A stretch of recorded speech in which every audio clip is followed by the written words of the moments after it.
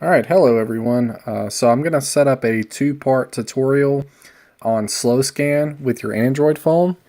Part 1 is going to be decoding images, and that's where you take the sounds from SSTV and you decode them so that you get an image on your phone. The second part tutorial that we'll do next, we're actually going to encode, so I'll show you how to do that in part 2. Alright, so to start with decoding, we're going to go ahead and go to the PlayStore. Once you're there, you're going to click on the button at the top here. We're going to search for SSTV. And the first application we want to look for is called Robot36. It's actually at the top here, so we're just going to go ahead and click install.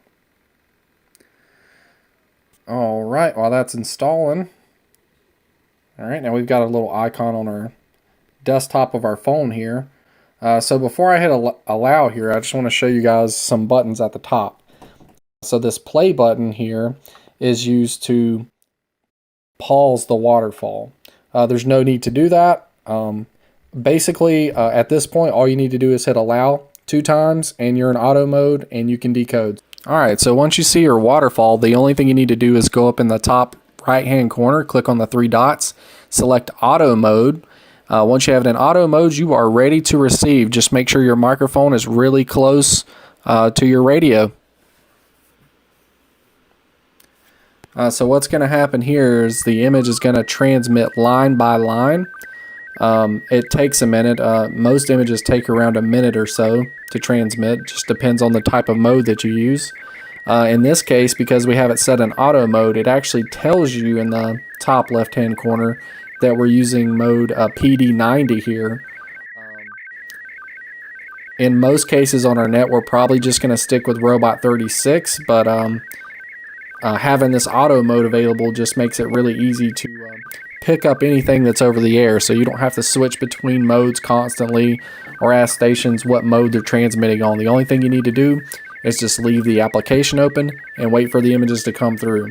Once the images come through, you're going to go ahead and you'll see once it gets to the end, it'll save automatically, so you really don't need to do anything other than have the application open. So you'll see as it gets to the bottom of this image, I actually have my call sign in here, and I'll show you guys how to create this image in part 2. So as you can see here, it's almost done. Got the last little bit coming through.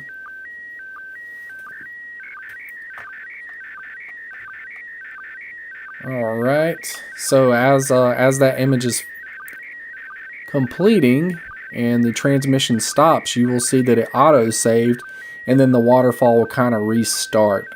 There is some buttons at the top that you can kind of play around with to stop and start and reset the waterfall, but honestly you don't need to do anything here. Just leave it in auto mode and let it run. Alright, so now that you guys are decoding, I just want to share a couple images with you that I've picked up over the last couple of days. This is just images that we've transmitted over the repeater. Special thanks to KO4DZT for just helping others getting started and setting up the net. 73s to everybody. Stick around for part 2 to learn how to encode, and I'll see you guys on the net.